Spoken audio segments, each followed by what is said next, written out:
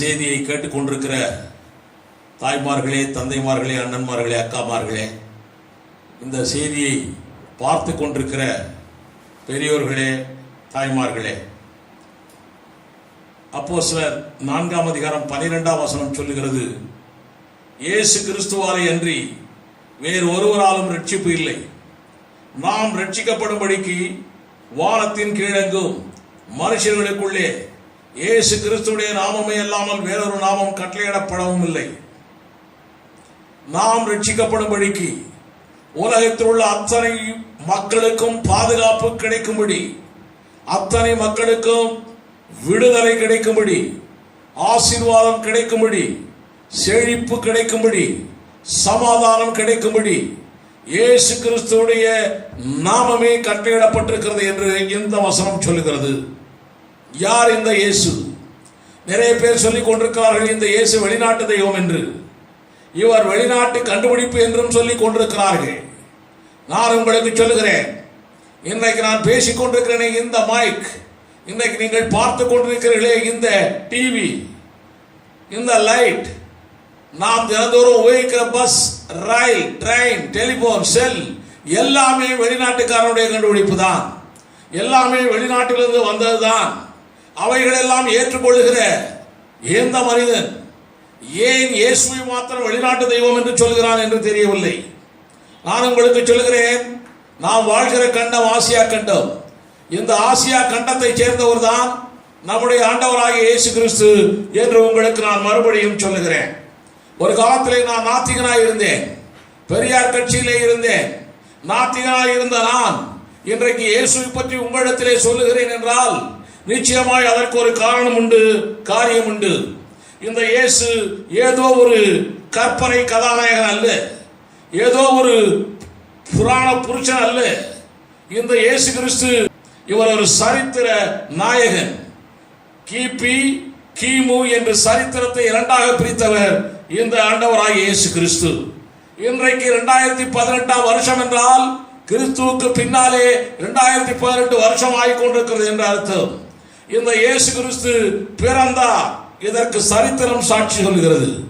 இந்த இயேசு கிறிஸ்து மரித்தார், இதற்கும் ரோம சர்க்காருடைய சரித்திரம் சாட்சி சொல்கிறது. இந்த இயேசு, மரித்த இயேசு மண்ணோடு மண்ணாய் போய்விடவில்லை. நாம் இந்த லோகத்திலே கொண்டிருக்கக்கூடிய பெரிய பெரிய தலைவர்கள், Abraham Lincoln, Alexander, Napoleon, Mahatma Gandhi, Indira Gandhi, இவர்கள் எல்லாருமே இந்த லோகத்திலே பிறந்தார்கள், மரித்தார்கள், மண்ணோடு மண்ணாய் போய்விட்டார்கள். ஆனால் இவர் மாத்திரமே மரித்து உயிரோடு எழுப்பி இருக்கிறார். ஆண்டாண்டு காலம் அழுது புரண்டாலும் மாண்டவர் வருவரோ இம்மாநிலத்து என்ற ஒரு பழமொழி தமிழ்நாட்டிலே இருக்கிறது. மரணத்தை ஜெயித்தவன் உலகத்திலே ஒருவனும் இல்லை. இவரோ மரணத்தை ஜெயித்த ஒரு சரித்திர புருஷனாய் இருந்து கொண்டிருக்கிறார். இவர் சொன்னபடியே பிறந்தார், சொன்னபடியே மரித்தார், சொன்னபடியே மரித்து உயிரோடு எழுப்பினார். இவர் பிறப்பதற்கு முன்னாலேயே இவரை பற்றிய சரித்திரம் எழுதப்பட்டாயிற்று. எத்தனையோ பேருக்கு பிறந்த விற்பாடு கூட, மரித்த விற்பாடு கூட சரித்திரம் இல்லாதவர்கள் ஏராளம் பேர். ஆனால் இவர் பிறப்பதற்கு முன்னாலேயே இவரை பற்றி சரித்திரம் எழுதியாயிற்று. கிட்டத்தட்ட 40 எழுத்தாளர்கள் பல காலகட்டங்களில் இவரை பற்றி சரித்திரம் எழுதியிருக்கிறார்கள். நான் நாத்திகனாய் இருந்த நான் இன்றைக்கு இவரை தெய்வமாய் ஏற்றுக்கொண்டிருக்கிறேன் என்றால் இவர் மரணத்தை ஜெயித்த ஒரு சரித்திர புருஷன் என்பதாலே மாத்திரம்தான். இவர் அற்புதம் செய்கிறார், அதிசயம் செய்கிறார் என்பதற்காக மட்டுமல்ல, நிச்சயமாய் இவர் சொன்னபடியே மரணத்தை ஜெயித்த சரித்திர புருஷர் இவரே. அதனால் தான் இவரை நான் தேவன் என்று சொல்லிக் கொண்டிருக்கிறேன். வேறு யாராவது இருந்தால் அவரை தெய்வமாய் ஏற்றுக்கொள்ள நான் இன்றைக்கும் தயாராக இருக்கிறேன். உயிர்த்தார் என்பதற்கு, இவர் மரணத்தை ஜெயித்தார் என்பதற்கு இந்த பைபிள் ஆதாரம் அல்ல நான் உங்களுக்கு சொல்ல போகிறது. உலகத்தில் உள்ள ஆதாரங்கள் ஒரு சிலவற்றை இன்றைக்கு நான் உங்களுக்கு சொல்ல போகிறேன். இந்த இயேசு கிறிஸ்து மரித்தவுடனே இவரை கல்லறையிலே கொண்டு போய் அடக்கம் பண்ணினார்கள். அந்த கல்லறை இன்றைக்கும் இஸ்ரவேல் தேசத்திலே எருசலேமிலே அந்த கல்லறை திறந்து கிடக்கிறது.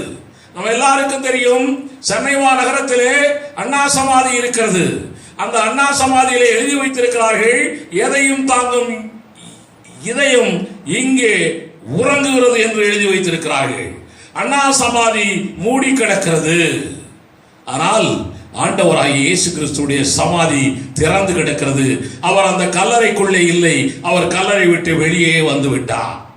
உங்களுக்கு தெரியுமோ தெரியாதோ, நான் உங்களுக்கு சொல்லுகிறேன், நிச்சயமாய் நம்முடைய வீடுகளிலே மரித்தவர்களுடைய மரண நாள்கள் வரும் பொழுது எல்லோரும் கலங்குவார்கள், கண்ணீர் விடுவார்கள், கவலைப்படுவார்கள். ஆனால் கிறிஸ்தவன் மாத்திரம் மரண நாளை குட் டே என்று சொல்லிக் கொண்டிருக்கிறான், அது நல்ல நாள் என்று சொல்லிக் கொண்டிருக்கிறான். இந்த வேதமும் அப்படித்தான் சொல்லுகிறது. ஏன் தெரியுமா? இந்த இயேசு மரித்து மண்ணோடு மண்ணாய் போயிருந்தால் அது நல்ல நாள் அல்ல, அது கெட்ட நாள். அவர் மரித்து உனக்கும் எனக்கும் பாவத்திலிருந்து, சாபத்திலிருந்து, பிசாசிலிருந்து விடுதலையை கொடுத்து பாதுகாத்ததினாலே அவர் மரித்த நாள் நல்ல நாளாய் இருக்கிறது. உங்களுக்கு சொல்லுகிறேன், இன்றைக்கு எத்தனையோ பெரிய பெரிய தலைவர்கள் எல்லாம் மரண நாள் வந்தாலும் எல்லா தொண்டர்களும் கருப்பு பேட்ச் குத்தி கொண்டு அவர்கள் போவார்கள், கல்லறையை நோக்கி போவார்கள், சமாதியை நோக்கி போவார்கள். என்றைக்காவது கிறிஸ்தவர்கள் கருப்பு பேட்ச் குத்தி கொண்டு கல்லறை நோக்கி, இயேசு கிறிஸ்துவை கல்லறை நோக்கி போனதாக நீங்கள் பார்த்திருக்கிறீர்களா? சரித்திரம் சொல்லுகிறதா? ஏன் நாங்கள் போகவில்லை தெரியுமா? அந்த நாள் நல்ல நாள் மட்டுமல்ல, அந்த கல்லறையிலே இயேசு இல்லை, அவர் அங்கிருந்து வெளியே வந்து விட்டார். அதனாலே நாங்கள் போவதில்லை. இன்னும் நான் உங்களுக்கு சொல்லுகிறேன், கல்லறைக்கு ஊர்வலமாய் போகிறவர்களும் இல்லை நாங்கள்.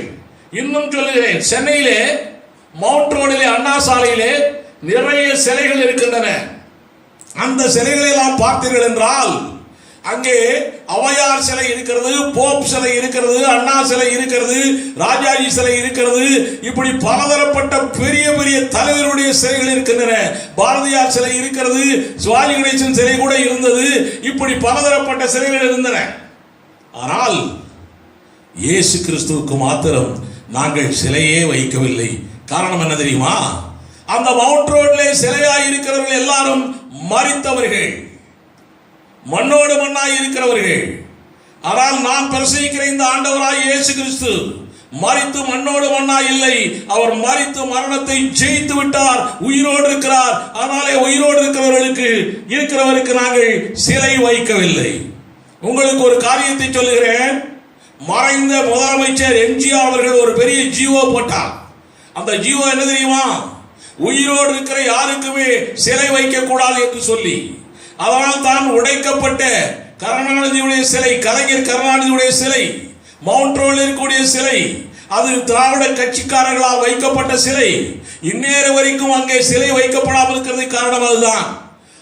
அதனாலே தான் ஒரு ரட்சிக்கப்படாத, இயேசு கிறிஸ்துவை ஏற்றுக்கொள்ளாத நம்முடைய பழைய மறைந்த முதலமைச்சர் எம்ஜிஆருக்கே தெரிகிறது, மரித்தவர்களுக்கு தான் சிலை வைக்க வேண்டும், உயிரோடு இருக்கிறவர்களுக்கு சிலை வைக்க கூடாது என்று சொல்லி நாங்களும் கிறிஸ்தவர்களாகிய நாங்களும் இந்த ஆண்டவராகிய இயேசு கிறிஸ்து, நான் பிரசங்கிக்கிற இந்த ஆண்டவராகிய இயேசு கிறிஸ்து உயிரோடு இருக்கிறதுனாலே அவருக்கு நாங்கள் சிலைகள் வைக்காமல் இருக்கிறோம். உங்களுக்கு தெரியுமோ தெரியாதோ, உலகத்திலே நிறைய நாடுகளிலே ஞாயிற்றுக்கிழமை தான் விடுமுறை நாளாய் விடப்படுகிறது. காரணம் என்ன? ஏன் வேறு நாட்களிலே, மற்ற நாட்களிலே விடுமுறை நாளாய் விடவில்லையே? காரணம் என்ன? இந்த ஞாயிற்றுக்கிழமை தான் இயேசு கிறிஸ்து மரித்து உயிர் தெழுந்த நாள்.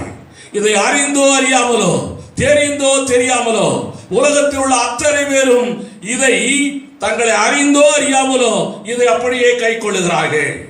இன்னும் நான் உனக்கு சொல்லுகிறேன், கற்பனையிலும் சரி, கதைகளிலும் சரி, செத்தவர்கள் உயிர்த்து வந்ததாய் எங்குமே இல்லை. நாங்கள் வருடத்திற்கு 52 முறை கூடுகிறோம். 52 உயிர் தெழுந்த நாட்களிலே கூடுகிறோம். மட்டுமல்ல, இந்த இயேசு கிறிஸ்து உயிர் தெழுந்தார் என்பதற்கு, இந்த இயேசு கிறிஸ்து உயிர் தெழுந்தார் என்பதற்கு நாங்களே சாட்சியாய் இருக்கிறோம்.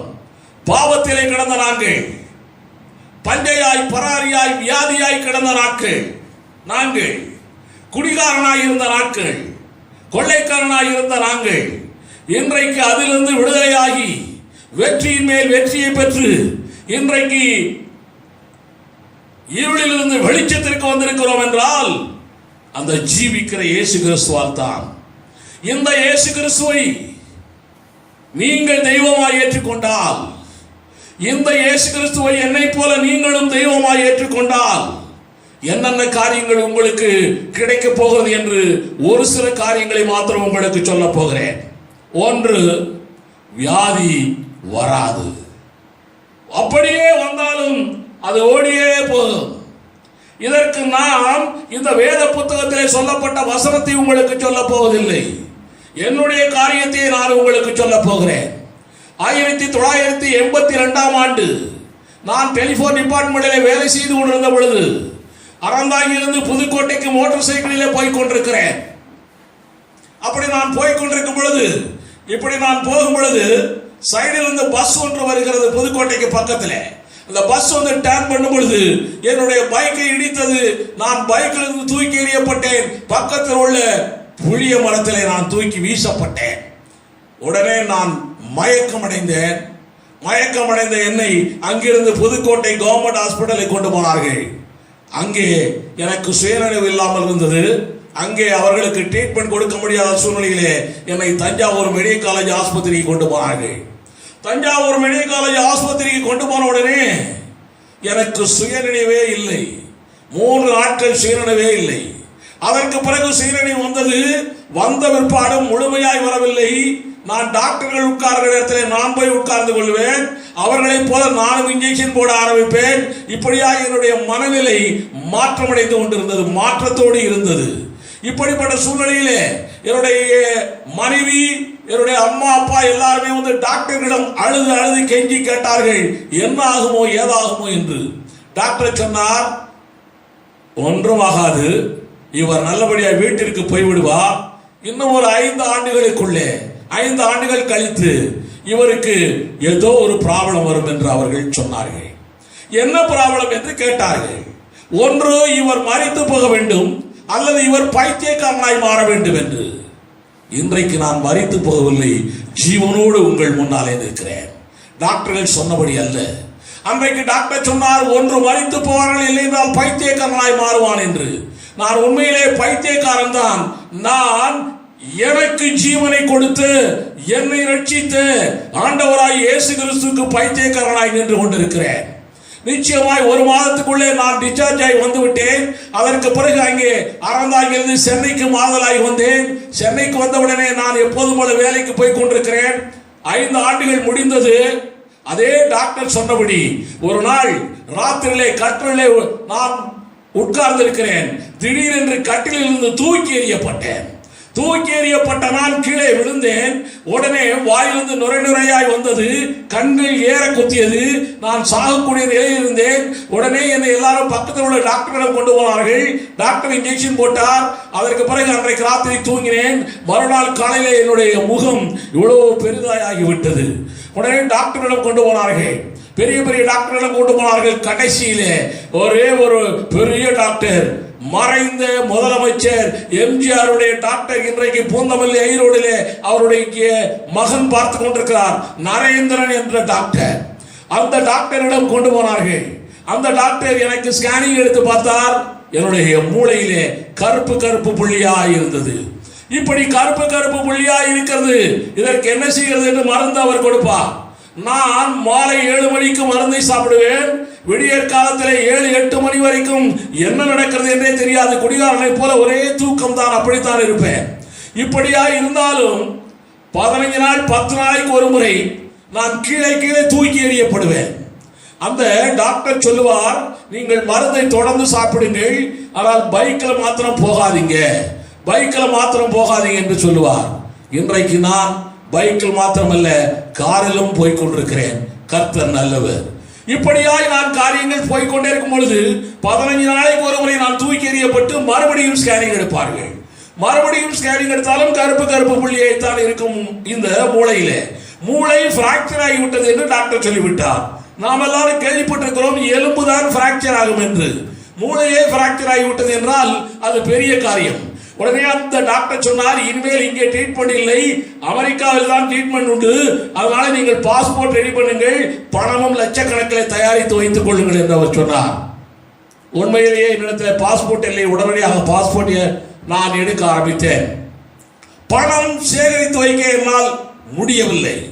என்னுடைய வீட்டிலே உள்ளவர்கள் எல்லாம் கண்ணீரோடு கமலையோடு இருக்கிறார்கள்.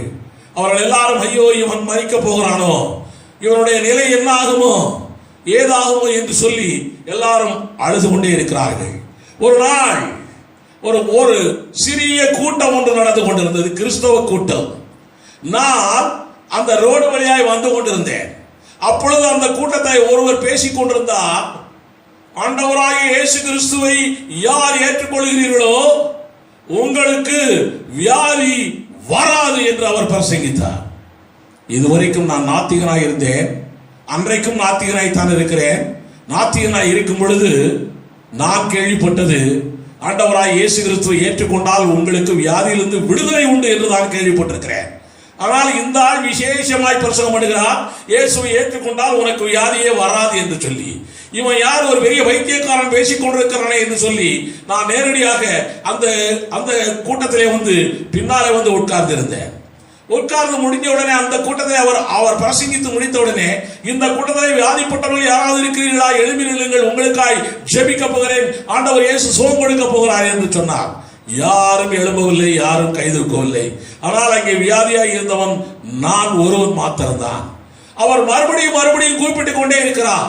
யாரா இருந்தாலும் சரி, இருக்கிற இடத்துல கரங்களை உயர்த்துங்கள், எழுப்பி நில்லுங்கள் என்று சொன்னார். உடனே என்னை அறிந்தோ அறியாமலோ தெரிந்தோ தெரியாமலோ நான் கரத்தை லேசாகும் மேல் நோக்கி உயர்த்தினேன்.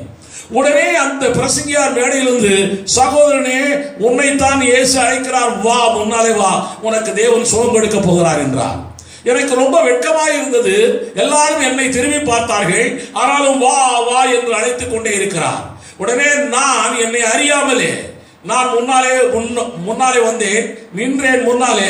அவர் உடனே என்னுடைய தலையிலே கை வைத்தார். அவ்வளவுதான், சுகமாய் விட்டது போய் என்று சொல்லிவிட்டார். வந்து விட்டேன். வந்த நான் பின்னாலே வந்து என்னுடைய சேர்ல நான் வந்து உட்காரவில்லை, நேரடியாக கூட்டத்தை விட்டு வீட்டிற்கு கிளம்பி விட்டேன். வீட்டிற்கு வரும்பொழுது நினைத்துக் கொண்டே வருகிறேன், இவன் யாரு, பைத்தியக்காரன், இவன் என்ன பெரிய மகா மேதையா, இவன் என்ன பெரிய டாக்டரா, இவன் தலையிலே கை வைத்தானா, எனக்கு சுகமாகி விட்டதா, இப்படியாய் நான் நினைத்துக் கொண்டே வந்து கொண்டிருந்தேன். ஆனாலும் இன்னொரு எண்ணம் எனக்குள்ளே சொல்லிக் கொண்டிருக்கிறது, ஒருவேளை சுகமாகிவிட்டால். இப்படிப்பட்ட எண்ணத்தோட வீட்டிற்கு நான் வந்தேன். மனைவி கேட்டால், ஏன் இப்படி லேட்டாய் வருகிறீர்கள் என்று விஷயத்தை சொன்னேன். அவளுக்கு ரொம்ப சந்தோஷம். இயேசு கிறிஸ்து உங்களுக்கு சுகத்தை கொடுத்து விட்டார் என்று அவள் சொன்னாள். இதை கேள்விப்பட்ட உடனே எனக்கு வந்தது கோபம் பாருங்க. எத்தனையோ பேர் இயேசு இயேசு என்று சொல்லி ஏமாற்றிக் கொண்டிருக்கிறார்கள். ஏமாந்தவர்கள் ஏராளம், நீயும் அதே போல ஏமாக்கிறாயா என்று சொல்லி அவளை நான் கண்டித்து விட்டேன். அவள் சொன்னால், இல்லைங்க உங்களுக்கு சுகமாகிருச்சு பாருங்க, இனி ஒரு காலம் உனக்கு அந்த மயக்கம் வராது, விழமாட்டீங்க கீழே, ஒன்றும் உங்களுக்கு நடக்காது என்று அவள் சொன்னாள். பைத்தியக்காரி, நீ போய் தூங்கு என்று சொல்லிவிட்டேன். சரியாக 15 நாளைக்கு ஒரு முறை வரும் பார்த்தீர்களா, ஃபிட்ஸ் போல தூக்கி எறியப்படக்கூடிய நிலை. அந்த நாள் வந்தது. அந்த நாள் வந்தபோது ராத்திரியிலே உட்கார்ந்து கொண்டே இருக்கிறேன். மனைவி சொன்னா, கவலைப்படாதீங்க, படுத்துங்க, இயேசு உங்களுக்கு சுகத்தை கொடுத்து விட்டார் என்று அவள் சொன்னாள். பைத்தியக்காரி, நீ போய் தூங்கு என்று சொல்லிவிட்டு நான் அன்றைக்கு தூங்கவே இல்லை, விழித்துக் கொண்டே இருக்கிறேன். ராத்திரி முழுவதும் தூக்கம் இல்லை. காலையிலே 5 மணிக்கு 6 மணிக்கு என்னுடைய மனைவி வந்தாள். வந்து, பாத்தீங்களா, கர்த்தர் உங்களுக்கு சுகத்தை கொடுத்து விட்டார் என்று அவள் சொன்னாள். நான் சொன்னேன், அடி போடி பைத்தியக்காரி, இன்றைக்கு எனக்கு அந்த ஃபிட்ஸ் போல வராவிட்டால் இனி நாளைக்கு வராதா என்று நான் கேட்டேன். ஏன் அப்படி சொல்லுகிறீர்கள் என்று அவள் சொன்னாள். இப்படியே அடுத்த நாள் ராத்திரியிலும் அதே போல சொன்னாள். அப்பொழுது நான் சொன்னேன், அப்பொழுதும் எனக்கு தூக்கம் வராமலே விழித்துக் கொண்டிருக்கிறேன். அன்றைக்கும் எந்த பிரச்சனையும் வரவில்லை. நாளாயிற்று, 1, 2, 3, 4, 1 வாரம், 1 மாதம், 2 மாதம், 3 மாதம் ஆயிற்று. 3 மாதம் வரைக்கும் அந்த ஃபிட்ஸ் போல எனக்கு வரவே இல்லை. உடனே 3வது மாதம் நான் என்னுடைய மனைவியும் அதே எம்ஜிஆருடைய டாக்டர் நரேந்திரன் அவர்களிடத்திற்கு போனோம். அவர் உடனே என்னை பார்த்துவிட்டு சொன்னார், 3 மாசமா எங்கேயா போன நீ, அமெரிக்கா போகணும் இல்ல, என்னாச்சு என்று அவர் என்னை பிடித்து கண்டித்து அவர் கேட்டார். அப்பொழுது நான் சொன்னேன், ஐயா நான் சுகமாயிட்டேன். உடனே அவருக்கு வந்தது கோபம், பார்த்தீங்க, பயங்கர கோபம் இருக்கு. அவர் சொன்னார், எனக்கு மேல பெரிய டாக்டர் இந்தியாவிலே இதற்கு இருக்கிறானா? எப்படி உனக்கு சுகம் கிடைத்தது? இந்தியாவில் இல்லையா, இயேசு கிறிஸ்து எனக்கு சுகம் கொடுத்தார் என்று நான் சொன்னேன். கேள்விப்பட்ட உடனே அவர் சொன்னார், ஒரு என்ஜினியராக இருக்கக்கூடிய நீங்கள் உங்களையும் கிறிஸ்தவர்கள் ஏமாற்றி விட்டார்களா என்று சொல்லி என்னை அவர் கண்டித்தார். இல்லையா, உண்மைதான் என்று நாங்கள் சொன்னோம். உண்மையா இல்லையா என்று மறுபடியும் ஸ்கேன் எடுத்து பார்க்கலாம் என்று அவர் சொன்னார். வேண்டாம் நான் சொன்னேன், இல்லை ஸ்கேனுக்கெல்லாம் ரூபாயெல்லாம் கொடுக்க வேண்டாம், ஒரு முறை ஸ்கேன் எடுப்பதற்கு அந்த காலத்திலே 2000 சில்லறை ரூபாய், அதனால வேண்டாங்க என்று நான் சொன்னேன். இல்லை நீ ரூபா கொடுக்க வேண்டான்ட்டாரு. அவ்வளவுதான், ஸ்கேன் எடுத்தார்கள். ஸ்கேன் எடுத்து பார்த்தார், அதுவரைக்கும் மூளையிலே கருப்பு கருப்பு புள்ளியா இருந்த என்னுடைய மூளை அன்றைக்கு அந்த ஸ்கேனிலே ஒரே வெண்மையாய் இருந்தது. இன்றைக்கு நான் உங்களிடத்திலே பிரசங்கிக்கிற இந்த இயேசு கிறிஸ்து, நாங்கள் ஆராதிக்கிற ஆண்டவராய் இயேசு கிறிஸ்து எனக்கு சுகத்தை கொடுத்திருக்கிறார். அல்லேலூயா. இந்த இயேசுவை ஏற்றுக்கொண்டால் உன்னுடைய வாழ்க்கையிலும் வியாதியிலும் விடுதலை நிச்சயம் உண்டு என்று நான் நிச்சயமாய் சொல்லுகிறேன். அதற்கு நானே சாட்சியாய் இருக்கிறேன். இந்த இயேசுவை ஏற்றுக்கொண்டால் வியாதியிலிருந்து மாத்திரமல்ல, பாவத்திலிருந்து வெற்றி உண்டு என்று நான் உங்களுக்கு சொல்லுகிறேன். பாவத்திலிருந்து எத்தனையோ பேர் குடி போதையில் இருக்கிறார்கள். குடியிலிருந்து விடுதலை அடைய வேண்டும் என்றுதான் விரும்புகிறார்கள். குடிப்பது தவறு என்றுதான் நினைக்கிறார்கள். ஆனாலும் குடி வெறியிலிருந்து மீள முடியவில்லை. எத்தனையோ பேர் விபச்சாரம், வேசித்தனம், லஞ்ச லாவணியம், திருடு, கொள்ளை, இப்படிப்பட்ட காரியத்திலிருந்து விடுதலையாக வேண்டும் என்றுதான் நினைக்கிறார்கள். ஆனாலும் அவர்களால் விடுதலையாக முடியவில்லை. ஆண்டவராகிய இயேசு கிறிஸ்துவை ஏற்றுக்கொண்டு பாருங்கள், உங்களுக்கு விடுதலை கிடைக்கும். இதை நான் ஏதோ இந்த பைபிளில் இருக்கிறதை நான் உங்களுக்கு சொல்லுகிறேன் என்று நீங்கள் நினைக்க வேண்டாம். நிச்சயமாய் உங்களுக்கு சொல்லுகிறேன். அமெரிக்க தேசத்திலே அங்க ஒரு பெரிய ஊழியக்காரர் ஒருவர் இருந்தார், மூடி என்ற ஒரு ஊழியக்காரர். அங்கே அவர் இதே போல பிரசங்கித்துக் கொண்டிருந்தார்.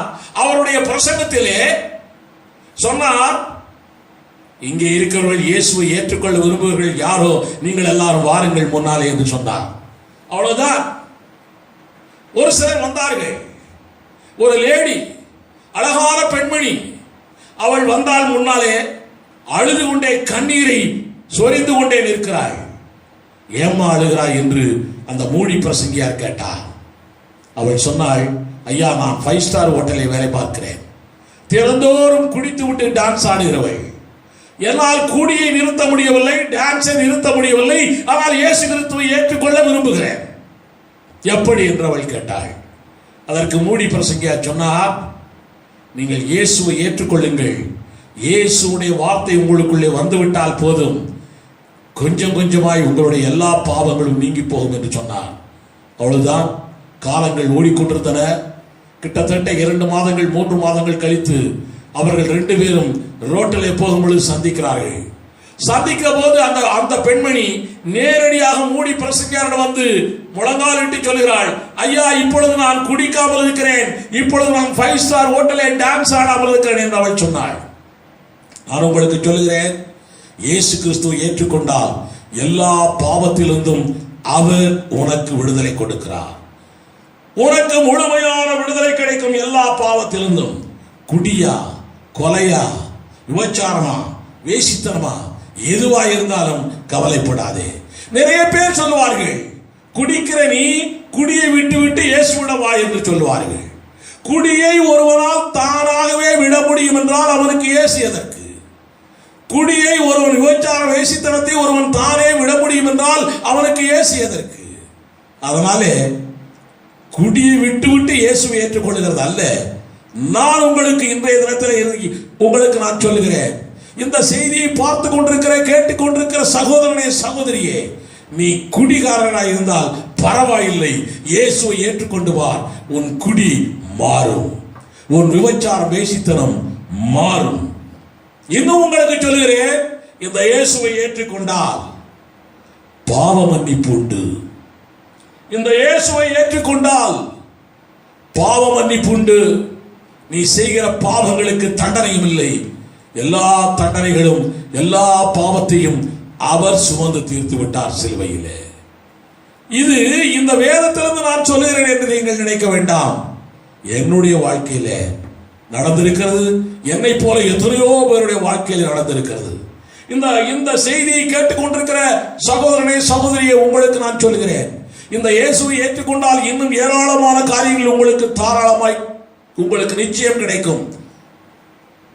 நான் மறுபடியுமாய் உங்களுக்கு சொல்கிறேன், இயேசு கிறிஸ்துவாலே அன்றி நாம் விடுதலை அடையும்படிக்கு, நாம் வெற்றி அடையும்படிக்கு, நாம் பாதுகாப்பாய் இருக்கும்படிக்கு, நாம் சமாதானம் சந்தோஷமாய் சுதந்திரத்தோடு இருக்கும்படிக்கு, தெய்வீக